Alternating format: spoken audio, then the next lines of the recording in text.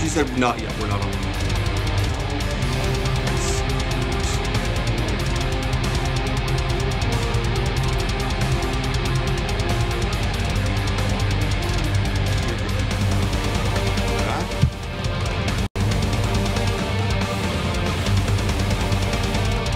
Oh, I guess we're back. Are we back? Telling me that we're back. Oh, okay. Well, oh yeah, we're there we are. back. There we are. Now. All right. I thought you were flipping off the camera lens. Like, oh, there we are. I'm like, there we not are. necessary. No, they haven't done anything so far. Not flipping you off. Not that we would yet. know, because we abandoned them for like 6 minutes. Yeah, that was. I just want to say, rough. Colleen Patrick Boudreaux would not have told us that. No, I mean, she would. Hell is a little less professional than than not. So let's go ahead and let's show you all the ingredients. Yes.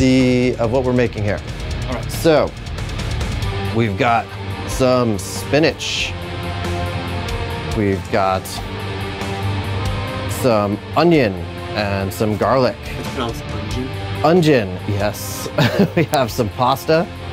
We have some sun-dried tomatoes. We have some pine nuts. Some mushrooms. Some olive oil. Some vegetable broth. You can use either one or both, or it doesn't matter. Just got a variety there. Some salt, pepper, and parsley flakes. And we have some caramelized onions, and we're going to show how to make that. We have some water here just to wash our hands and to dump the water for the pasta, but we'll get into that. I am from Milwaukee, Wisconsin, so seeing a pile of skulls in the kitchen is very topical and triggering. We're not gonna. What do they do in Wisconsin? I wanted to get that thing. I did get the thing. It? It's pretty good. It looks like a great idea. We're just talking. I'm a professional photographer, so we're just talking here right now. And that was a reference to things. Oh, really? We're not gonna go into that. Oh, okay. And so over here, we've got, as you can see, a pot of water that will soon be boiling, hopefully. Vegan water. Right? Vegan water. Vegan water. And we're gonna add some vegan salt to it. Oh, wonderful. And then we're gonna add the word vegan to before everything, right? Yeah, pretty much. Because just to make sure it's vegan. When I found myself doing that, I'm like, today I had some vegan pancakes. What kind of pancakes do you think I had? Obviously they're a vegan. Yeah, no joke. I'm not seeing the chat, so let me pop out the chat again real quick. Get the chat so we can see it. Oh, I got you. Lots of. I am learning how to do all this. Honey LaBronx, if her Patreon gets the support it needs, she will be doing this in the near future. But I'll have That's a good way to do it. Okay, so working again. Oh my okay, God, awesome. Your followers are pretty chatty. So we've got Richard from Bolivia. Hello, Richard. Tell us about New Mexico, as Castration says. It was incredible. So tell us a little bit about the context of that. I will say I stayed at the Santuario de Coruna, which is Spanish for the Sanctuary of Coruna. Coruna is a cow, a naturally occurring dwarf. So it's like a regular cow on these super short legs. She kind of looks like Ginger Minge, Danny DeVito, it's this beautiful farm sanctuary. They just took such wonderful care of me. They hosted me, and Plant Howard Events put on a huge fundraiser in Albuquerque, New Mexico. It was their first fundraiser. It was their first major event. It was successful. And you do drag shows for vegan fundraisers. Yes. Just for a little context for everyone that might not be familiar. I have been starting pretty much 2018, this new year, new me. So I just started renting a car, pointing at a map, creating tours for myself. Last night was my 37th vegan drag queen fundraiser show, and I've now raised about $19,200 for the animals. That's amazing. French for the animals. That's amazing. I can't believe it. Just doing the same old crap, doing my little step touch, wiggling my lips around other people's words, and just making money for the animals. That's amazing. Yeah, and I'm gonna be in San Diego tomorrow night at Hole in the Wall. raising money for a local sanctuary and a local chapter of Anonymous Voiceless. And then I will be in LA on Tuesday night at Redline DTLA, raising money for Veg Fest Los Angeles and for Kindred Spirits Care Farm. And I will be joined. I never have guests because I'm Sure. affirmations tell me. I only have a guest if it's a fellow vegan drag queen. I have 5 guests Tuesday. There will be 6 vegan drag queens on stage doing this show. I'm actually Gotta love Googling, Los Angeles. how do you get Guinness? How do you get Guinness Book of World Records? Because this might be a world record. It might be. I'm gonna It see very if I well can might get be. Guinness there. I mean, at least I got Jane Velez Mitchell and Guinness. So, going for Guinness too. Absolutely. So over here, we are starting up a pot, as you can see on the little mini screen. I'm gonna make it a little bit bigger. So I'm gonna make us half and half. So Look at that. half the food, half of us. So we're gonna start. We've got the water boiling for the pasta. Yeah. And we're gonna start making our broth for this. So this is a really simple dish, but it requires 2 bits of preparation that you're gonna have to do beforehand. Now that's the hardest part about this dish, is you have to make food. To do this after. Exactly, you have to make food before you want to eat food. So, which is, it's tough for me. I need to lay down. It's tough for me. I'm overwhelmed. I agree, right? I'm gonna guess And- one of them is the caramelized onions. One of them is the caramelized onions. So, Read the recipes start to finish before you get started, because I'm always like, do this, do this, do this. Great, we're doing great. Lastly, serve over rice. And then rice. Now it's like, great, well, you'll just eat in an hour and a half then. It's fine. So we already got the caramelized onions going. yeah. So, to me, the easiest way to make caramelized onions is go to your nearest thrift store, especially if you're in the United States, or whatever your equivalent is in your country, and get a crock pot for $5. You can make caramelized onions on the stove, but with a crock pot, you can just prepare it overnight. This is just 1 onion with a little bit of olive oil, and you turn it on, That's it? and it becomes that. It's It becomes like neglected caramelized onions. It becomes these caramelized onions. So, Latchkey caramelized onions. So- Hey guys, caramelize yourselves. I gotta go to work. exactly. And so that's it. Just a little bit of olive oil. A lot of that is like the onion water mixed with like the caramelized sugars. And so just some olive oil, and watch the Pastageddon episode if you wanted to see that in real time. And the other aspect is the roasted garlic. So we're just going to take one of these little garlic cloves, and would you like to hold the camera? Gladly. And I'm a professional photographer. yeah. And we're just going to decapitate it. Okay. So you just cut its head off, just like so. And Get into the kitchen utensils, you guys. Oh my god. and just take some foil. This is zero waste foil. It's made out of orphans. Yes, made a. So you decapitate it, and then I'm guessing you just wrap that up. We're just gonna put some olive oil right on it. If your relationship isn't working out, as we'll get into the dating, put some olive oil in it. Put some olive oil on it. Wrap it in wrap her foil. up, and put her in the oven. Yeah, your significant other will come home and like, baby, why are you slathered in olive oil in a tinfoil dress? You're like, you will find out. We'll just put this in the oven, and then it's gonna come out like this. That's the whole reason I started a cooking show, was just because I love that. For now, we already pre-made some. Yes. Now, if you have, I forget what the name is of that phobia. You know that there's a phobia that anything that looks like this or a honeycomb. Well, I'll give this back to you. Oh. People have a phobia; they can't look at that. I didn't know that. American Horror Story had all these posters of people with like the top of their skull removed, and you'd see like, instead of a brain, it was like a beehive with honey coming out of it. There's, I forget the name of the thing. There's an actual phobia where anything that looks like little honeycomb, anything that looks like little clusters of holes or bumps or bubbles, that coral people can't look at, bubble wrap people can't look at. They just can't handle it. And now that I've heard about that disorder, it does bother me a little bit to look at that. So. Well, it'll be even more satisfying when we squeeze them like a zit So much. a little bit later. So that's it. So you bake these in the oven. You bake the garlic in the oven for about an hour at 450, and it comes out caramelized. And you did that in this little like confectionery oven. Yeah, just this You don't little. even put it in the huge oven. You can just do it in the small guy. It's easy.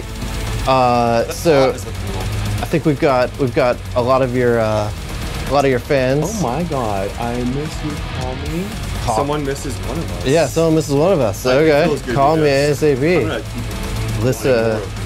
Oh, maybe she's speaking to one of the other. They're having they're having a chat amongst themselves. The pot is beautiful, but it covers a lot of what you show us. Listen, that's because we are pantless right now. And we're just hiding that.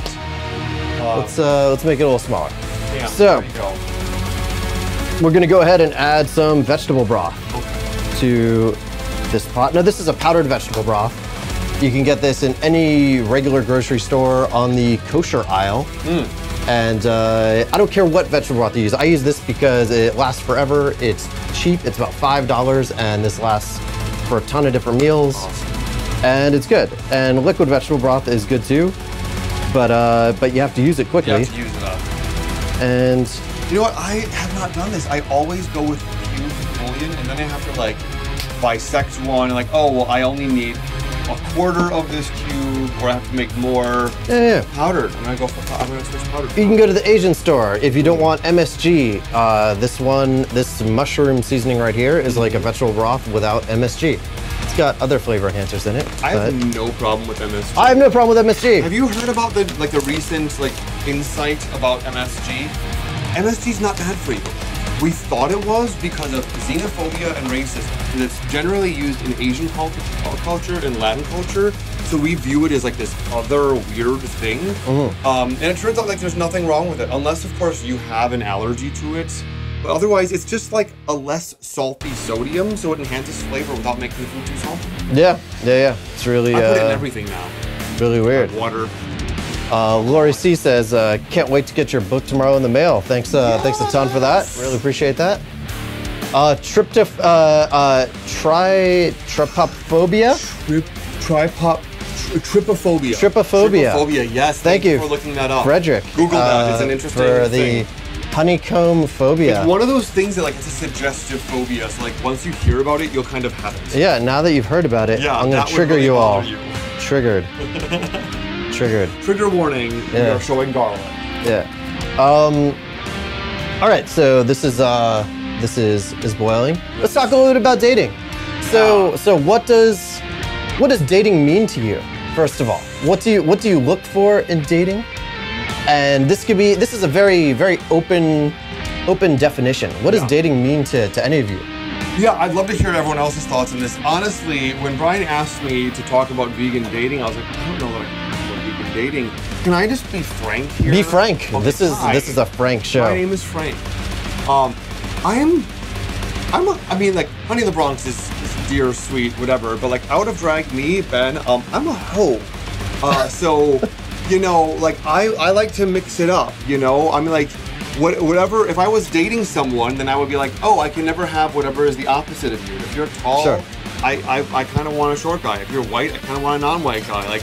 I kind of want to keep things interesting and mix it up. Sure. So I kind of thought I'm exempted from the world of dating, and then I realized, no, going on apps, hooking up, negotiating that with another person, and then that whole dance we do, that is also dating. That is dating. Just added the pasta, so don't freak out that we're not showing you a little bit. Right. Yeah, no, that is absolutely all dating, right? All the apps, hookups. I mean, and you tour a lot too, right? So, I do. So it'd be somewhat difficult to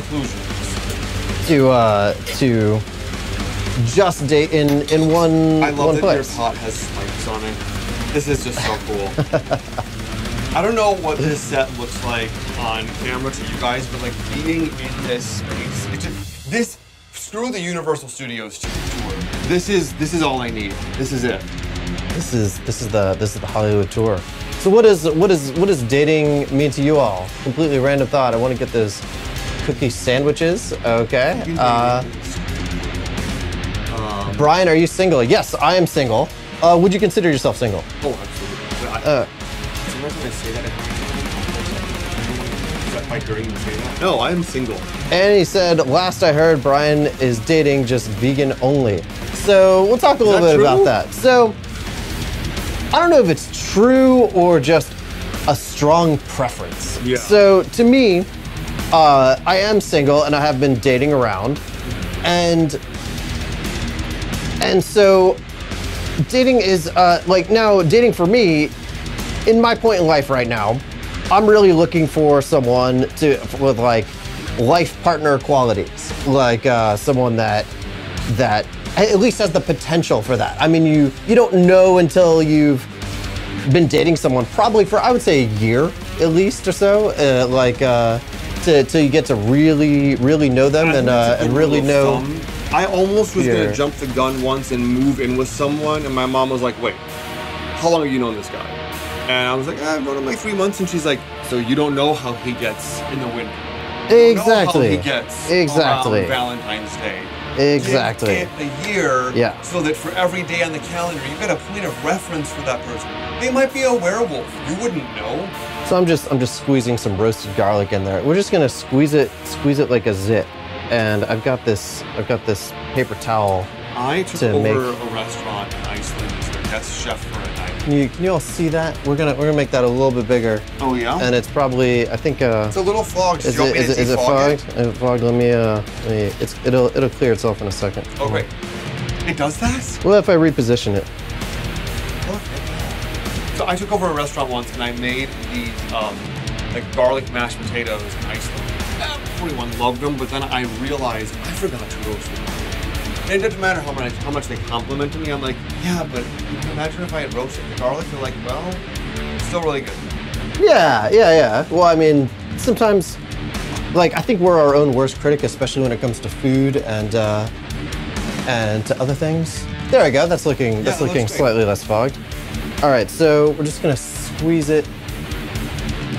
Make it really big. There we go. We're just gonna drop the whole thing in there. Fuck, I hate it when that happens.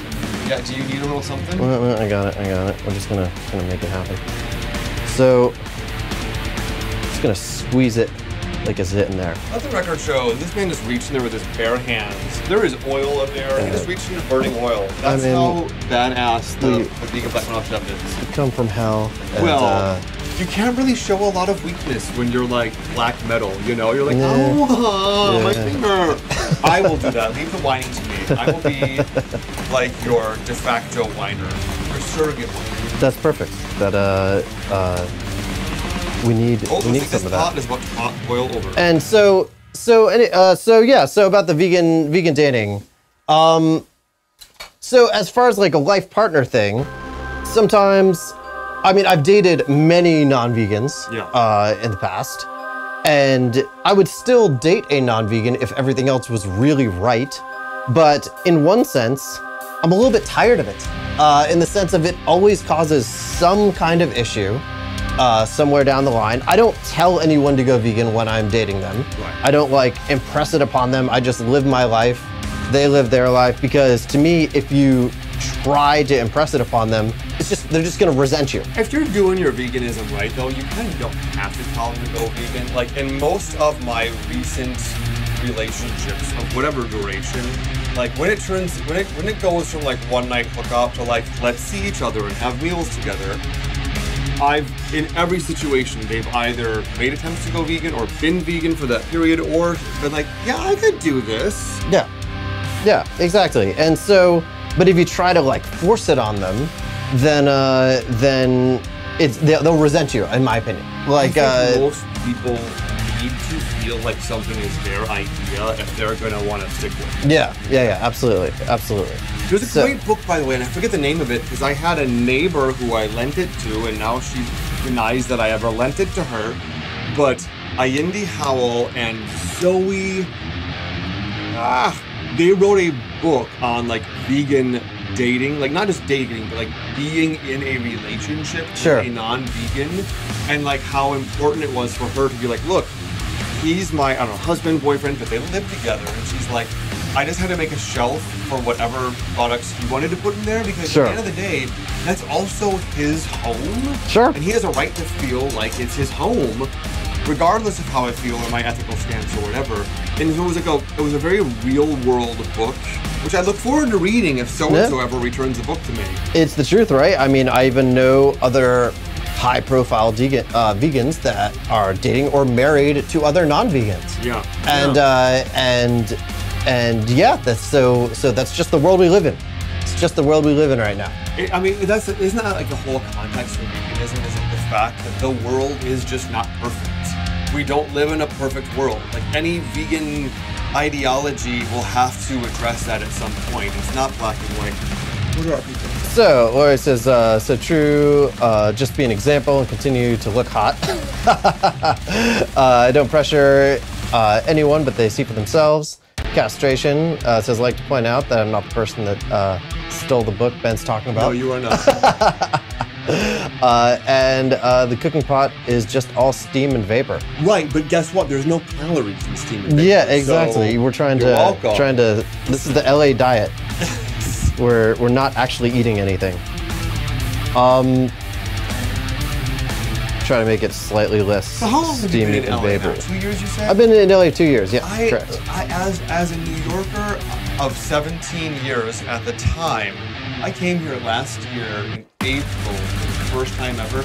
You know, I had so many opinions, none of them good, about LA before I came here. Sure. Never been here before, and I already had a whole thesis statement on what's wrong with LA, why it's not the city for me. When I came here, I'm like, it's just lovely. People are great. And then I started thinking, wrong city. But then you know what undid it today? I had to find a parking spot. Oh yeah. And I was no, I'm out. I'm out. If I have to traffic, fine. I'm patient. Having to find a parking spot when I'm like, I'm done with the drive. I want to get in that house, but I have to drive away from it before I can forget it. Yeah. Yeah, no, parking is sometimes an issue in LA. Sometimes, some parts yes, some parts no. Okay, so we got the broth cooking, we got the pasta going. Now we're just going to make the mushrooms and pine nuts, and then we're just gonna mix everything together in the end, and it's all just gonna come together. Now, for those who don't like mushrooms, is this a mushroomy dish? No, it is not. So this is not one of the major flavor carriers. Okay. The major flavor carriers in this dish are gonna be the sun-dried tomatoes, the roasted garlic, the caramelized onions, and the vegetable broth. Of all these ingredients, is there anything here that we're working with that you didn't like before you went vegan, but now you're like, oh, I'm really into it now? Oh, that's a good question. For me, sun-dried tomatoes. Oh, really? Yeah. Do you watch Aqua Teen Hunger Force? I've seen a little bit of it. The Brood Witch, one goes to like hell, like sells his soul to the devil to get out of hell, and in return, like he has to eat this sandwich, and then if he eats the sandwich, his soul belongs to the devil. But he eats the sandwich, and he's like, well, what happened? Your soul isn't mine yet. He's like, oh, you didn't finish the whole thing? Yeah, I did. I ate the whole sandwich. He's like, the sun-dried tomatoes. He's like, no one eats sun-dried tomatoes. He's like sitting off in a little pile. He's like, eat the sun-dried tomatoes. That's pretty funny. It was funnier when That's you pretty watched funny. But no, maybe mushrooms a little bit. I'm still on the fence about mushrooms. Although I did, it's surprisingly this dish isn't going to actually taste that mushroomy. It's not even the taste I'm all right with. It's the texture. Oh, the texture. But I know slimy craziness. Cook down. Yes, these will cook down. And honestly, I don't like very mushroomy tasting mushrooms, so I'm going to cook them down significantly. And I would say, I once did an episode with Jasmine Singer and Marianne Sullivan from our hen house, and they showed me how to make great people, by the way. Oh my god! And this was like the day they were getting ready to like move cross country, and like I was delaying starting filming by like an hour and a half. So I was not a peach to work with. But they did the same thing, and they showed me that you can water saute the mushrooms. Do exactly what we're doing here, just no oil, put them in water. But if you don't like mushrooms, if it's a texture thing or a taste, that will be a very mushroomy taste. Chop them up a lot more, and then they'll cook down. That's what I do, and then I don't really notice them as much. Sure. But I do like the flavor of the bacon. No, absolutely. See, Ash Kit says, found that veganism is easier when you don't try to recreate omnivore dishes. It could be, could not be. Like, I guess it really depends. I guess that's definitely been their experience, been her experience. I'm happy to hear someone saying they'll never go back. Keep reminding yourself you're never going to go back. You stay vegan long enough, you will be shocked who goes back. You're like, you're not vegan anymore? What happened? But you know, as much as I hate to say this, maybe this will lead us back to the topic of eating. Sure. I hate to admit this, but you guys, everyone is on their own journey. And I hate to sound so hippie-ish like that, but at the end of the day, I'm not vegan because anyone guilted or shamed me or twisted my arm or forced me into it. I think what had me stick around was that, like, I kind of found my way into veganism. Sure. My way is not going to work for everyone. Becoming a drag queen and like starting a cooking show and blah, blah, blah. I mean, on one hand, that's kind of what kept me vegan is I went really high profile for me.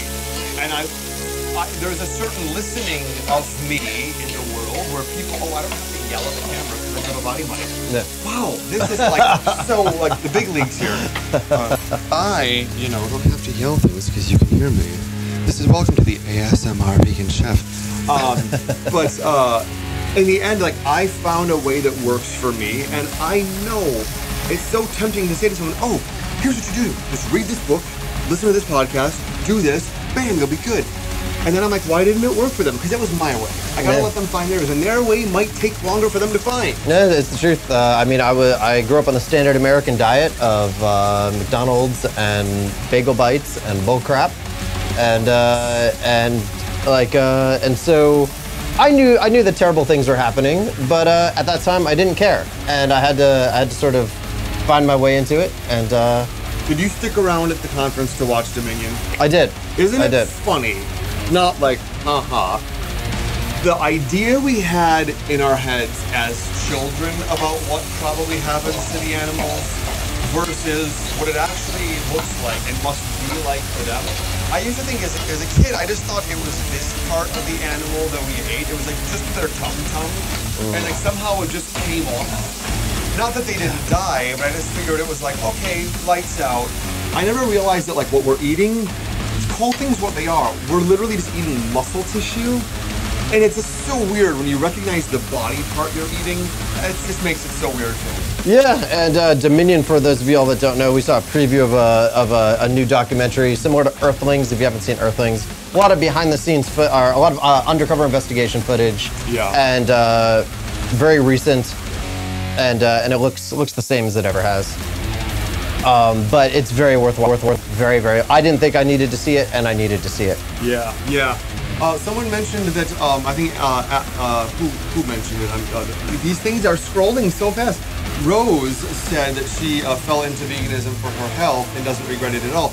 I'm going to assert something, and while making the caveat that everyone is on their journey, but in my experience, I find there's many reasons to go vegan, right? Yeah. We all know the most important reason. Say it with me. The most important reason to go vegan is for the animals. To piss people off. And to piss people off. That's my reason. Secondly, you can go vegan for any reason. But if you're going vegan first and foremost for your own health, I find that's the one that people always fall off the wagon. It's an often. If you've been vegan for 5 years for your health and you have a bacon cheeseburger, that's not gonna ruin your health. Yeah. It's not like you're playing Russian roulette. Health happens slowly, and things that we can't really. It's hard to feel sometimes. Those are the words I needed to hear today. Health happens slowly. Cass, write that down. Happens slowly. So we got the mushroom sautéing. We got the pine nuts. I would like to give going in. Out to my mom here, who does not like pine nuts, and she's like, "Oh, they taste like dandruff," and I'm like, "Well, you have to. How do you know that? You have to cook them first, too. How do you know that? And why would you breastfeed if you're eating dandruff? How would you know that?" No, pine nuts. They used to be far more expensive in the world. Say that, yes. And now they're significantly cheaper. You can, especially if you shop around a little bit. Yeah. Sometimes you'll see them and they're very expensive, and then sometimes you'll see them and they're very cheap. Yeah. Just buy the cheap ones. Yeah. Just buy the cheap ones. And like fair trade and make sure people are getting a good deal and all that. Yeah. And so you're not chopping them down or anything? You're gonna leave them whole? Just leave them whole, just like that. Super easy. So we're just gonna saute these down. So back to dating. Are there any deal breakers for you? Like, personally? You know, I am a person in recovery, and this August will be 10 years without drugs or alcohol. I can't, thank you. I can date someone. It's funny, when people congratulate me, I feel more like they should be thanking me, because it's more of like a, you're welcome. Thank you. You're welcome. Thank you. I'm sober. I agree. You don't have to worry about me anymore. Rather than a congratulations thing, because I'm like, it's not like I accomplished something. I just spared you all. I'm looking into this one. But I can't date someone who's, I could date someone who smokes pot. I could date someone who drinks. But if it's a problem for them and they don't have that worked out, sure, I can't be around it. I just can't be around. I was even in a show last night, and by the end of a drag show, some people are a little happier than others, and I'm just finding, I'm like, I don't have to cater to your drunkenness. Like, if you're drunk and you want to pet me, I'm just like, all right, and I'm gonna go over here. Sure. So people like that, I can't. That's a deal breaker. I can't date someone who's got a problem with drugs or alcohol. Okay. No, absolutely, and I can relate to that in the sense that, especially, I am sober as well. I didn't know that. I used to drink and smoke pot a very long time ago, but I really love living consciously now. Right. And I really hate babysitting others when they're blitzed out of their mind, and so I don't handle their shit. I'm fine. I'm here for it. Yeah, you know. Yeah. But the second people lose absolute control, then yeah. And so, especially, I would say in LA, I would say that there's maybe a bigger thing with cocaine here than I think I've ever seen anywhere else. Maybe so in New York as well. Cocaine, in my opinion, look, I don't have an ethical position against drugs. I got no problem with it, but it's just cocaine is the dumbest drug anyone ever thought of. This is my impression. Kids don't do drugs. This is my impression of cocaine. It's like, ooh, I can fly. I don't feel so good. And it's like that let's be real. That 8 minutes of feeling amazing is now going to cost you like 17 hours of like, my stomach. And then people are like, oh no, you just got to do more than I'm out. No, lies. Exactly. No, I don't have a problem with people that do cocaine. Sure. It's if people can do whatever the hell they want, I could give it to them. In a relationship context, if they especially are an addict and need it a lot, they are fine as long as they have the cocaine. Mm-hmm. If they do not have cocaine, all of a sudden they become the least trustworthy person in existence. All right. And so, for my context, with looking for kind of life partner material, looking to build something with someone, I guess that's my biggest thing in a relationship is I can be dating and messing around and dating around, and that's fine. In the context of a relationship, I'd like to build something with someone. That would be the reason for me to get into a relationship, is to kind of build something and build a life and build either a life project, both doing things with the other person, and just a very relationship-y relationship. And so at what point do we go from wanting toys and candy to wanting this stuff? Yeah, exactly, right? And so when like substance abuse in general kind of throws a question mark over that building something with someone. Like, you don't want to build on a foundation of sand when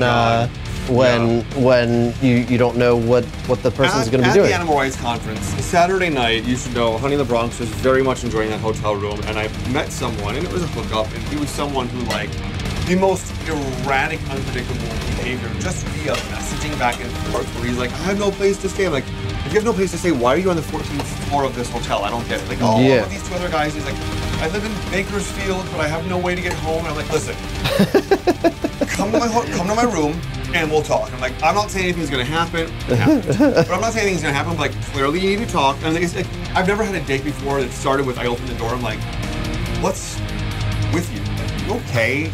And we talked, and I was just like, can I just be straight with you? And he's like, yeah. And I'm like, listen, like, this is the life you're choosing? This is the life you're choosing. You have all these privileges, all these advantages. You are young.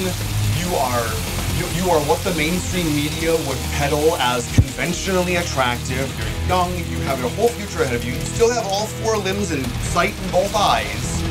Let me just tell you how much you're taking that for granted. You are choosing this low level of living right now. Yes. And like this kid was like, I need to get to a meeting. I know. And I'm like, listen, you had no ride back to Bakersfield and nowhere to stay. I'm like, look, you are not staying in my room and I'm not here, but you can stay at my place tomorrow night. Monday morning, I get my rental car. I will drive you to a meeting. He's like, oh my God, thank you. And I'll drive you to Bakersfield. Thank you. I'm like, what else do I have to do? Thank you so much. Thank you so much. Guess who disappeared when I woke up? Wow. I wake up, he's not there. I go on Grindr, he's 8 miles away. I message him, I'm like, you gotta be kidding. Wow. Like, you can't trust someone when they're about to add sun-dried tomatoes. Yeah, so, you can't trust someone when they're about to add sun-dried tomatoes, which That's I'm about to do right point. now. And let's just go ahead and get some of these in here. Now, how many sun-dried tomatoes? It doesn't really matter. Just get some in there. Sun-dried tomatoes are one of those things, at this point in my veganism, I don't think there's such a thing as too many sun-dried tomatoes. Yeah, and I mean, you don't want to go completely crazy with it. And the point here is that we're not actually going to saute these for an incredible amount of time. So they're still going to be a little bit, not raw, but whatever they are out of the, they're not going to be ridiculously cooked. I heard something about tomatoes and like the pain where basically the nutrients become more bioavailable if they're just heated up a little bit. So it's still kind of raw-ish. We're gonna add these some caramelized onions. Now this was just 1 onion that I caramelized. And because I only had 2 onions and I wanted to have an onion to show you guys on the camera. Great, oh my God. And we're gonna mix this together and we're gonna add the vegetable broth there. Oh no, we're actually eating this. Oh, we're eating this. Oh, because I was watching this and I'm like, why am I doing this to myself? I'm hungry.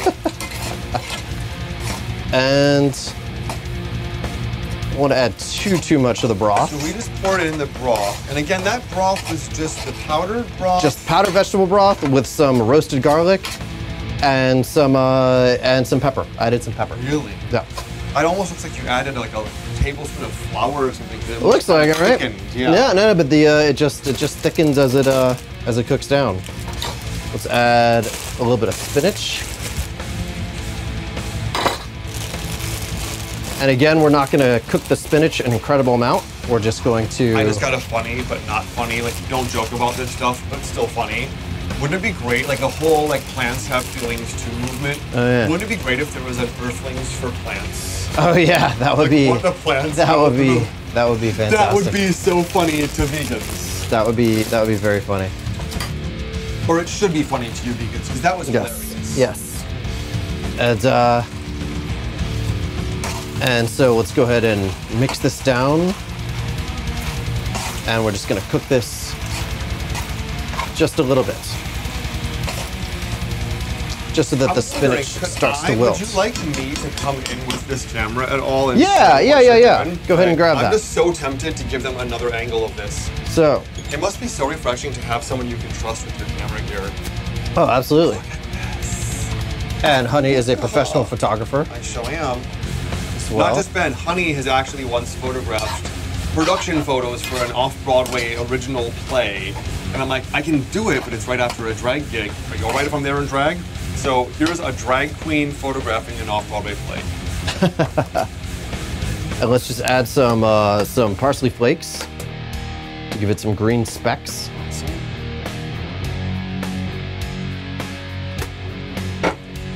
Do you ever think, if you really just kind of listen to it, like something sautéing or frying in a pan, it almost sounds like an audience applauding, doesn't it? It is a little bit like that. It does. I guess more kind of if I listen to an applause track, it sounds like something frying. Something sautéing. I'm gonna remember where this lens was zoomed into, and I will put it back That's fine. before I put it on the thing. I had someone once. And it's done. Bam! That's it. That's it. That is it. And Bob's your uncle, which is a British expression. Look at her. Look at her. Oh my God, that looks so good. I'm gonna set this back to roughly 92 millimeters. Roughly and that. look at that, we're back. Right, there we are. Bam, lock and load. Yeah, the colors look much better on the main camera. Yeah. That's it. You got grabby paws. Castration says, no, Bob's your mom. Bob's your uncle is a British expression that kind of means like, and, you know, so on and so forth. And voila, or something, right? Exactly. Something like that. Exactly. All right, let's transfer our positions to right over here. This, we are now at the Black Metal Vegan Cafe. Now, in Los Angeles, you have to make space. You have to make space work for you. So here's a chair for you. Yes, thank you.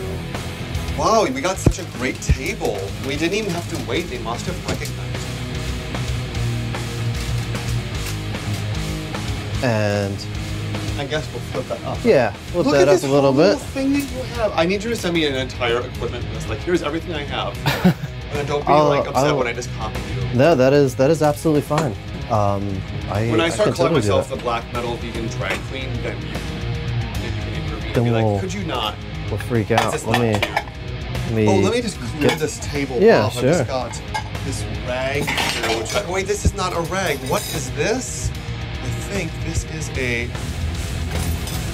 vegan drag queen t-shirt. Oh my God. And it's just your size. Oh, Would wow. you like this? I think Thank you so much. So welcome. That is absolutely incredible. And these, of course, are available at honeylabronx.com. LaBronx is with an L-A, not an L-E. In honor of the fact that we're in LA. There you go. Oh my God. No, I'm going to let that cool off. Because Yeah. right now it probably tastes like hot. And I also brought you, I'm going to show these to the camera. Yeah. I also brought you, bam, a Honey LaBronx, the vegan drag queen fridge magnet. And, well, it's a little hard to see from where you are. But that is, I've also got you another fridge magnet that says, a drag queen's place is in the kitchen. That's fantastic. I've done my due diligence. Enough women have said that's not offensive, it's funny, it's worth it. And lastly, I came, I saw, I still don't like you. So these are for you. Those are absolutely perfect. I've got something for you as well. What? Is it gonna be like you're serving me with papers or something? That's the first thing that popped in my head. And here's the lawsuit for copying my live stream. Oh my God! And here is a satanic spellbook. I was noticing that you got like 2 fonts overlapped here, and I love that. That's so badass. Oh, it's not a cookbook; it's a spellbook. I love that. Let me go ahead and switch this back to full screen for us. I think Honey is gonna need to do an episode where I'm like summoning you, and I'm like going through my book of spells. Oh, look at it! First of all, nice ribbon bookmark. That is a beautiful added touch. And I love that every one of these has a QR code in it. Yeah, so the QR codes you can scan and brings up a video of whatever it is that... In case people don't know how... Would it be okay if I'm in this episode? No, I'm just kidding. I will scoot in. I know we're trying to make it... Oh, wait. Let me... Please, oh my God, this is a sexy book. She is well made. So I'm still working out the logistics for this eating camera, but we'll see how it works. Yeah, we've got you know, if Steph loves the magnets. Those are all available on my awesome. site. You can check those out. I actually have a suggestion. As a professional photographer, if it were me, I would use this opportunity to transfer that guy on here. Yeah. Maybe we can do that real quick. Let me just take this out. Oh, this has got a hot shoe adapter though, so that's not the normal kind of thing. But you can just unscrew it. Oh, you can unscrew this, bam, unscrew that from here. Unscrew this. Okay, unscrew that. Oh, so this is where the thing is. Oh, I gotcha. Bam, bam, bam. Guys, hang on for 1 second. We're about to completely blow your minds. All I wanted to say on my gravestone is he was very thorough. I would feel so acknowledged if that's all they had to say about me after I passed. Very thorough. Annoyingly thorough. Annoyingly thorough. I really wanted to get one of these. This is like the Gorilla Grip or the Gorilla Yeah, Pod. this is the little... I thought I was ordering that exact one, and then it was like a third the size. Oh, wow. Okay. Yeah, no, they make them in very different sizes. Yes. So we're gonna try to put it up here. There we go. See how this works. See, bend these little feet here. Is this sufficient? Oh, actually, you know what? This thing is said to work as a tripod on itself. The thing that you have it on. Yeah. So we can sort of put it down on there. So far, that seems fine. That might be okay. I'm gonna bend this foot a tiny bit. It feels a little precarious. There we go. That's good. And are we in frame? If not, why don't you sit down and I'll frame you up. I'll do the honors. All right. And there we go. Here. Actually, I got another idea. We could just put it right here. Oh, right in front of us. Perfect. Bam, bam, bam. Why is everything more doable and more fun when you just keep saying bam and stop? There we go. And it's a pretty wide angle lens. There we go. We figured that out. There's a little laptop.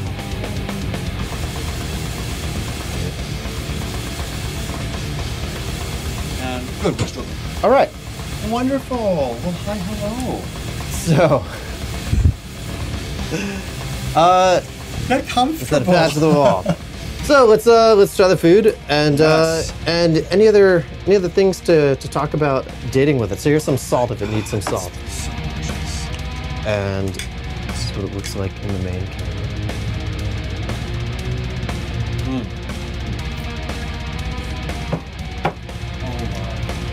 Oh wow. Okay, what's going on here?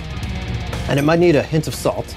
First thing I'm noticing, and I watched you make this, so there's some oil in this, and there's some pine nuts in this, but I wouldn't describe this as a terribly fatty dish. No. Yet it's got a really satisfying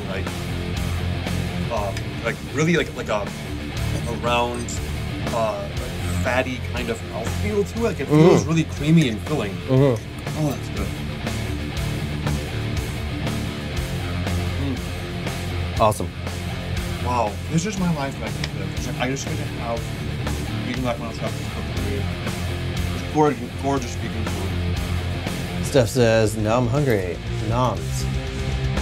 I wrote down the grade still. Brian, Laurie says, "Brian, is this recipe in this book?" Yes. All of these are in the Satanic book. And can I book. show them something? I don't have my phone with me, but can I borrow your phone for a second? I want to show them.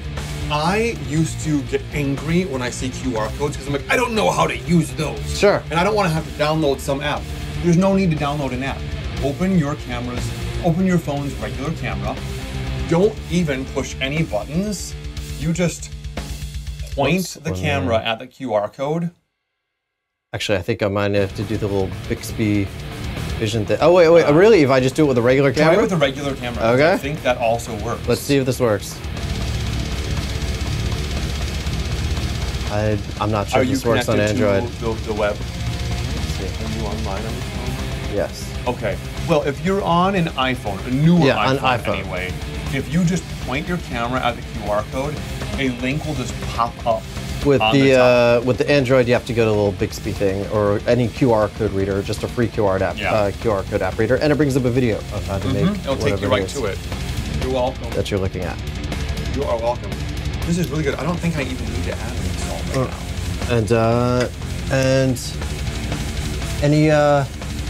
anything else that we have to say on what about dating apps? Like what have been some successes and failures on dating apps? One thing I've had a lot of success with on dating apps is having conversations with other guys about like serious issues. Now, we kind of met to discuss like, well, what can we talk about in the world of dating? I'm like, honestly, if I'm gonna talk about dating, I want to talk about what's happening in the MSM community rather than saying the gay community. What I'm really talking about is like the men who hook up with men community. So not everyone in that community identifies as gay. Some are low, some straight, bi, whatever. And in that community, you would imagine like the, and I do mean gay community, not LGBTQ. No, in the MSM community, we'll call it. You would imagine that people would be like very peace and love because like we're an oppressed minority, that we'd be very super woke. You go on Grindr, it is, when Rihanna said we found love in a hopeless place, I think she's talking about Grindr. You go on Grindr, people will say in their profiles like, it's ugly stuff to say, so I hate to say it, but be like no blacks, no Asians, no fat, no femme, no one over 40. And if I see that, my Mr. Perfect could hit me up on Grindr and be like, you're hot, I'm looking for a nap. And I will tell him, you are beautiful, and I'm so into you. And I'm aware that I'm risking losing your interest by saying this, and yet, say it I must. I can't handle that you're saying no one over 40, or no Asians, or no whatever. Because I'm like, that's so hurtful to someone else, and people will be like, oh, that's just my preference. I'm like, first of all, let's talk about what preference is. That's not what a preference is, that's not how it works. This is an example of a preference.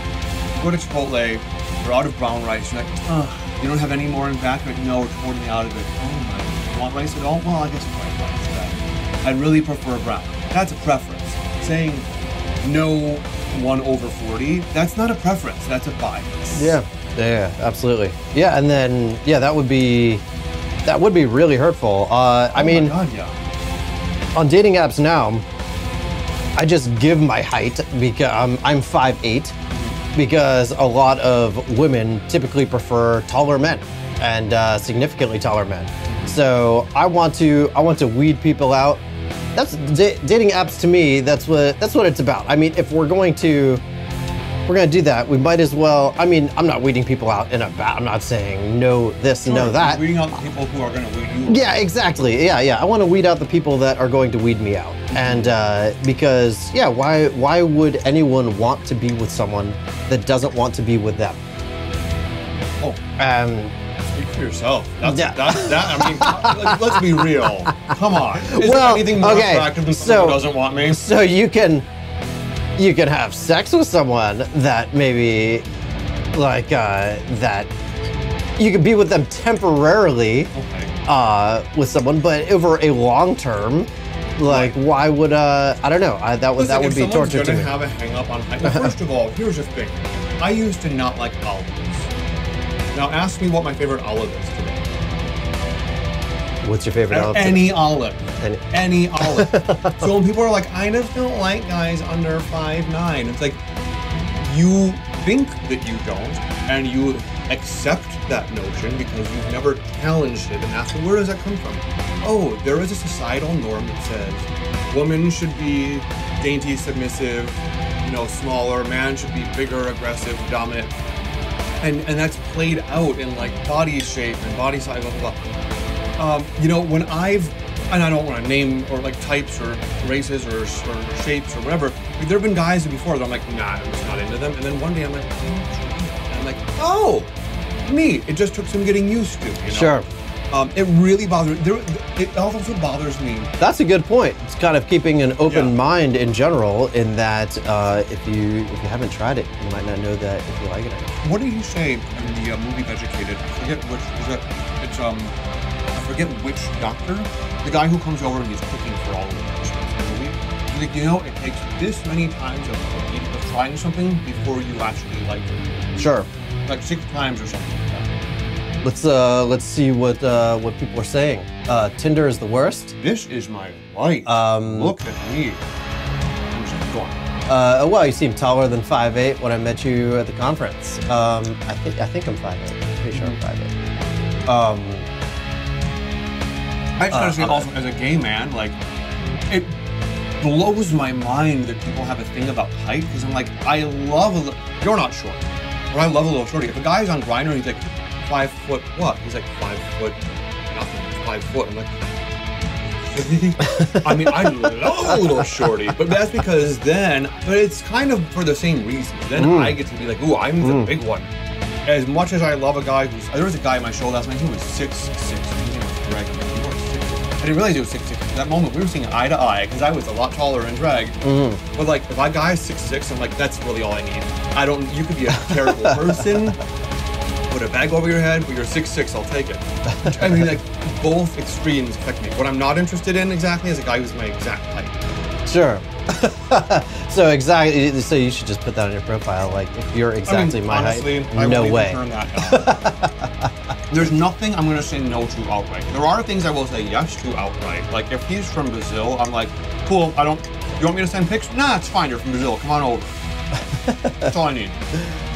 Britt H says, women taller men are overrated. 5'1", my husband is 6'2". Steph says, I'm almost 6 feet tall, and I've only dated one person who's ever been my height or taller. Okay, so breaking the stereotypes. Yeah. Good. And 5'5", I don't really care what height the man is, as long as he is a good, kind, and loving soul. Yeah, that's what people say, but then on the dating apps it's different, right? I mean, you know what? I would love to just grab my phone and actually read you guys what I have on my apps. But here's the thing: I say on my apps, I'm like, on Grindr, I'm limited to like a certen number of characters. It's like your profile is like basically a tweet, and in my profile I say, please give and honor ETAs. And people are like, what are ETAs? I'm like, I'm so glad you asked. It's an estimated time of arrival. Let me tell you, I'm leaving my apartment right now. It's not an estimated time of arrival.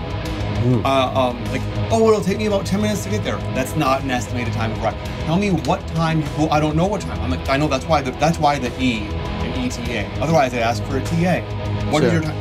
Give me an ETA and honor it. Honor it means if you can't keep it, you get in communication and say, hey, I know I told you I'd be there at 11:30, but it's looking more like 11:40. Oh, thank you. That's just a respect thing, right? Stop. Yeah, I had a guy once who was like, yeah, I'll come over at 11. He comes over at like 12, and I'm like, there were phone calls I chose not to make because I assumed you were coming right up. There were errands I wanted to run that I chose not to make because I didn't think I had the time. Can you just let me know you'd be here at 12 instead? There would have been nothing wrong with that, and the stuff that I now have to wake up early and do tomorrow, I could have had it done. So I could just have peace of mind and whatever. And he only heard that he was being yelled at. I'm like, no one's yelling at you. I'm literally just holding you to your word. Yeah. And if you can't keep your word, then what? Yeah, absolutely. What else do we have from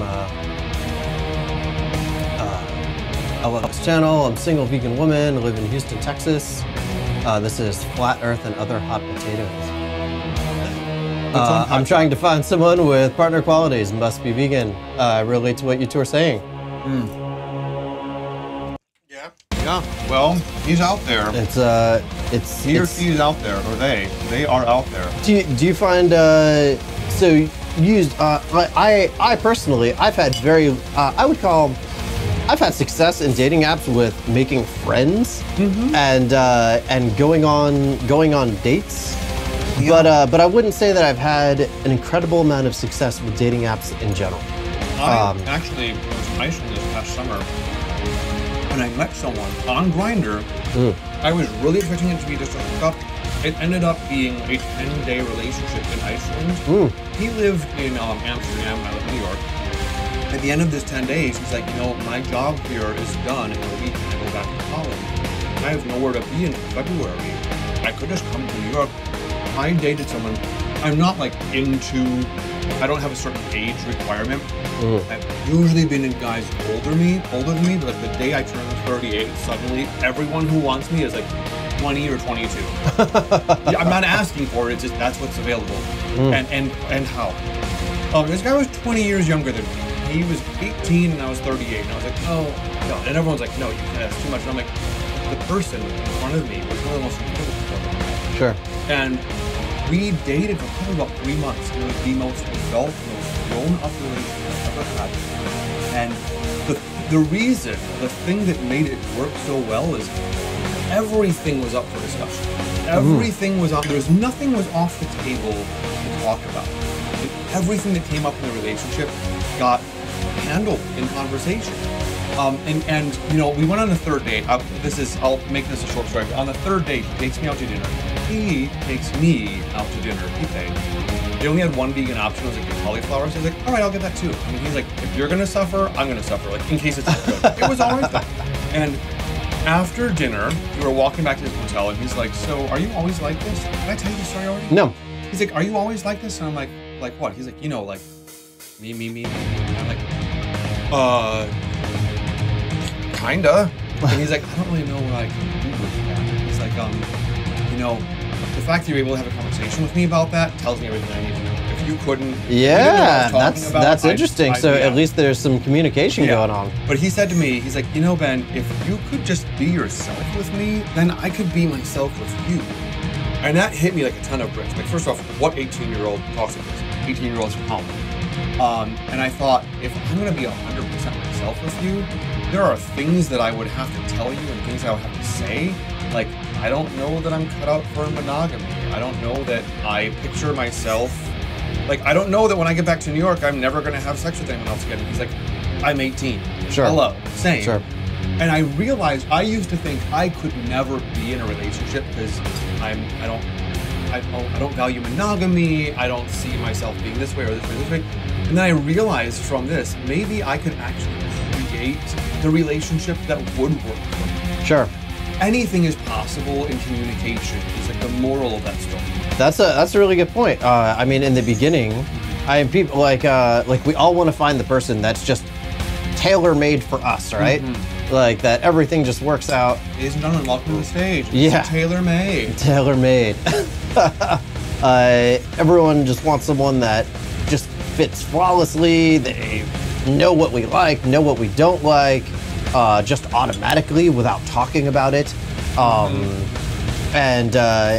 that's not really how people are they? That's everyone comes very different. Yeah. And yeah, with what you said, like with the communication, you said you can make that into something. Well, it's only in the communication that I will be able to communicate with this person so they don't have to guess what I like, what excites me, what I'm looking for. You know, and that's where we find out whether this is going to work or whether we can create that together. Lori says that seeing a man much younger than me and found out he had a girlfriend and still wanted me on the side. Why would I want crumbs when I can have the whole cookie? Yeah, that's a whole other story. That's an age and something else. When honestly, everything is context. You created context for yourself where that is rough. That is, what you're basically saying is that's a bad thing and I don't want that bad thing. I might decide like, yes, you know what?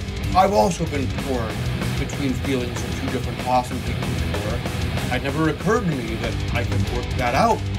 And if that works for you, I've never been in an open relationship like that where we are polyamorous, but I mean, it's so wonderful that people are pioneering that. Like, take some pressure off in some sense, right? And that can like you don't have to be someone's everything. Yeah. Oh my God. Yeah. I mean, I haven't done the open relationship thing either.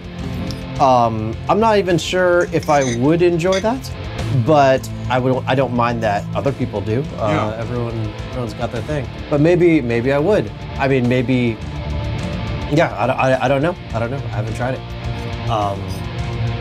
We got my early 30s. I could never date a guy my age. I like guys in the 30s and 40s. But now that I'm 30, I can finally date guys my age. Yeah. Okay. We got. I wanted older guys when I was younger, and now I'm 45, and I want them much younger. I hear you. I hear that. Fair enough. So I gotta say, it's not going in an opposite direction for me. It's just expanding in both directions. I've always looked forward in terms of age. And now that I'm 39, I'm still looking forward. Like one of the most bangable guys I've ever hooked up with or dated. We met up a couple of months ago. He lives up in Utica, and he's like, you know, I'm about to turn 60 or something. I'm like, this man, I am still hoping that this man will get very fresh with me. It didn't happen. He was being very respectful and keeping his feelings out of it, so blah, blah, blah. But, I mean, like, the fact that, like, one of the hottest guys I've ever dated is 59 years old right now, that tells me, like, listen, that's 20 more years that I know I can look as good as I want to. Sure. So I really am open to all ages. Hot is hot. If someone's attractive, they're attractive. Their age is really irrelevant. Unless, of course, they are like too young and not legal. Yeah, exactly. With myself, I guess recently, I mean, I've dated, I guess the majority of dates that I go on recently have been people that are younger than me. Not for any reason other than I don't search out for younger people. Honestly, I like someone my age would be absolutely fantastic, but someone not my age would be absolutely fantastic too, or older. But I think the main reason, at least with me, is that I often look for someone. I'm a musician and audio engineer and creative, and I think a lot of people. I'm 37, by the way, and a lot of people, especially if they don't make some kind of money with that at some point in their life with some of their creativity, then they drop out of that, and they just don't have similar interests, and so that's why I think that my dates oftentimes skew younger, and as in like early to mid 20s, and that sort of thing, and also other people that are older that are into that many times are married, are together with someone. I'm twisting the knob on that burner to the off position, just all the way. You just said so many words of words. Yeah, the other one. There you go. Perfect. Don't leave your burners on. And so yeah. So to me, and also age isn't a problem as long as it's not a problem. When it comes into a problem is when, for me, in my experience, when someone is at just a completely different life stage than you are, and you just have very different wants and needs. Him and I think it was Pim. Well, Pim was his nickname, and short for the Hummus Johannes. That's his first name. We went for a haircut one day. There's a little barber around the corner. We both walked in. We sat down with different barbers. And he told me later, he was like, yeah, he asked if I wanted my haircut like my dad. And he had his tongue, yeah, that was him. And that was kind of I was like, oh yeah? So I could like ground you? I mean, no.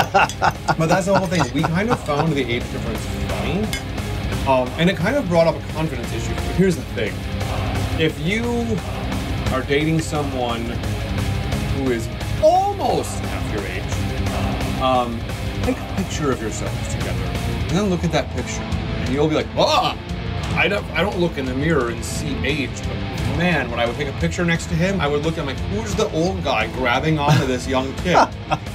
But yeah, it is true that we were in very different places in life. But I mean, at the end of the day, the only problem was just, you know, geography and timing. But oh well, I do this. Sure.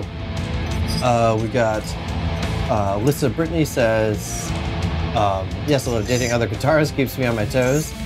Said, how old are you? I'm 37, and I make money with creativity on the side. Yeah, no, absolutely. So yeah, no, I mean, and it's awesome when people keep up their creativity. But I would say that that many drop out just as life goes on, and as you get more responsibilities and you have to pay more things. What are you doing? And, that was a good review. You know, let me say something about the creativity thing. This is sort of off the topic of dating, but I'll never forget after a musical theater audition prep class, prepare a song or two. And we are actually presenting our audition material before actual agents. We get feedback from them.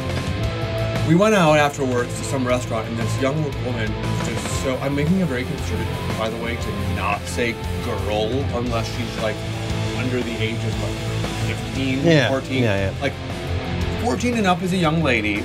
Yep. Oh.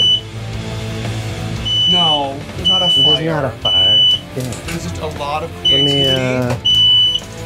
I mean, a lot of creative juices flowing. I guess this live stream was pretty fire. If there is a fire, though, if you would let me know. No. Yeah, Sunday's not a great. Let me. I'm gonna turn on the air conditioning again so that. Oh yeah, we can do that now, right? Yeah. I must say, not that bad. But this young woman, she was so disempowered and so distraught over not getting good feedback, and she was kind of like, what am I doing it for? Why am I even in this industry? Why am I even pursuing this? It's not working out, blah, blah, blah.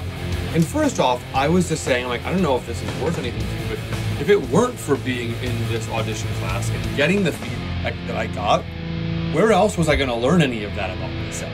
Sure. And also, you know, I would love for someone to go back to me at that age. My God, that was what, 15 years ago?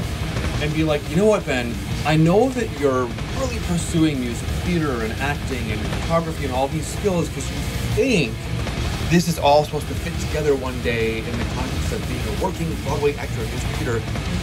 Let go of any attachments to where you think you're supposed to use these gifts. Just keep honing these gifts and discovering what you like and what you're good at. I don't love being a photographer. If you're one of my clients, I do love working with, you know, photography is not my first passion, but I now have the entire, I mean, look, I know what I do on camera. I know what I do around lighting and stuff, and I can self-produce my own show. I can record all my shows on tour. Last night after the show, I was recording testimonials from audience members, like with light, with an XLR microphone into a DAT recorder. Like, that skill set is serving me well in one creative endeavor. And I always thought, like, the goal of these creative talents is to take me this way. Just stick around and live long enough. You have no idea, and this applies to everyone. Like, whatever experience you have, let go of your attachment of how you think that experience is supposed to serve you, because, like, God or whatever you conceive of that's bigger than you has probably a much grander, better concept of what's in store for you than what you're able to do. Well, that's a really good point in the sense that, I mean, all creative endeavors are this roller coaster of elation and depression. And like when you have that attachment, and which we all get emotionally attached to at least one of our projects. Yeah. And so when things are going well, we think, this is awesome, I'm awesome, like, this is fantastic. Yeah. And then when things are going crappy, you go, oh, what the, like, I am a completely useless human being. Like, what have I been doing for the last 15 years? Like, do I know how to give any value to the world? Am I of any value? And so you oscillate between those sort of extremes, right? Literally, and Cass saw I'm a first-time playwright. Out of drag, I wrote a play, and I did it in New York City on, I think the dates are like tattooed on your brain when you're doing it. And when it's done, you're like, I don't know when it was, but June, who knows? But in June, Cass came to see my show on June 22nd. And after that, my play is very revealing, very incriminating, very embarrassing, and very risky for a performer if the audience wasn't invested in it and finding it funny and moved by the story. I didn't feel the audience was with me because the first 2 times, sold out house, the audience was guffawing, doubling over with laughter. This audience was more just like, they weren't like laughing out loud, so I just assumed they didn't like it. Cass can attest to this. I went home after the show, I was like fetal in my bed, like, this was so stupid. Why did I think I could write a play? Why would I go on stage and tell all the stories? No, that was Friday. Following Wednesday, I was just like, you know what? I can't even focus on promoting the show. We're getting butts and seats. It is what it is. We had like a 3/4, 4/5 full house. They were like, there's not a lot of seats left. The audience, I mean, they ate it up. They were so with me, and it's the best performance I've ever given in this show. And afterwards, a friend of mine came up from the audience. He's like, since when are you this talented? He's a Broadway playwright. He wants to take my show off Broadway. He wants to produce and direct. So like one day, same play, and I'm fetal in bed thinking, what was I thinking? I'm an idiot. And now I'm like, do I want to transfer to off-Broadway, or do I want to keep touring? I want to keep my options open. We are so fickle when it comes to like our view of ourselves. Yes. We're so ready to sell ourselves out. Yes. Yeah. Is there anyone watching this who's never related to the whole "I'm not good enough" thing? Like, what if we could all just drop that? That would be incredible. I think that's one of the things I struggle with the most. Is definitely that feeling. And yet, like, if you just recontextualize that for yourself, part of my "I'll never be good enough" is part of my like, well, I'm gonna keep trying. It's I don't think it's you'll never be good enough. It's you will never be your best. I had an ex who once told me, he's like, when people say like do your best, he's like, or like, oh, you did your best, he's like, I hate when they say that. It is completely impossible to ever do your best. Like, no human being can ever attain 100% of what's possible for them. We'll never get there. But as long as you keep striving for that. So I think that's a better way to reframe it. It's not that I'm not good enough, it's that I'm mortal. I'll never be 100% my potential. I can't wait to see how close I can get in this lifetime. And sure. what work do I have to do to develop that and get there? For sure. All right, and with that, I think that's about all the time we have because your parking spot is about to expire. Just about, but before it expires, I want to say this. Sure. So, speaking of being single, and speaking of looking for people, look at this face. This guy is handsome. This guy is young. Very 37. It's like, when I'm 39, I was like, oh, kids, 37. You know nothing about the world. Wait till you're my age. Like, this guy is young. He is handsome. He is successful. He is creative. He is using every single one of his gifts and talents. And like, my biggest fear is I'm gonna be buried with my talent and with ideas that just didn't get used. Like, I don't know if you have that fear because you're like, I'm pretty self-expressed. And this guy will cook you a meal that just makes your stomach sing. And he's single. That's all I'm saying. That's all I'm saying. He lives in LA. Well, thank you so much. Absolutely to you too. And thank you all for watching. And check out, where can we find all of your things? In my apartment, I keep them locked away. HoneyLaBronx.com is my website. That's HoneyLaBronx.com. Everything you need to know is listed there. I am in San Diego Monday night. I am in LA Tuesday night and Atlantic City Saturday night. Those gigs you can kind of find on my Facebook because I didn't add them to my calendar yet on my website. Go to my website right now, sign up for my email list. It's the best way to find out when people are always, their biggest question is, when are you performing? If you sign up for my email list, you'll know when I'm performing. Go to my calendar on my website, you'll know when I'm performing. Also, follow me on the Instagram. I'm fun on Instagram. Honey LaBronx on Instagram. And subscribe to my cooking show. Because unlike this guy, I have like a dozen total episodes. I'm not one of those people, like I have like hundreds of episodes. It takes a long time to make It takes a long time. Absolutely. And it probably takes a lack of like crippling ADHD. No. So Avilia, thank you so much for being here. It was an absolute pleasure. And thank you all for joining us. And totally appreciate the interaction with everything. And I'll see y'all in the next one.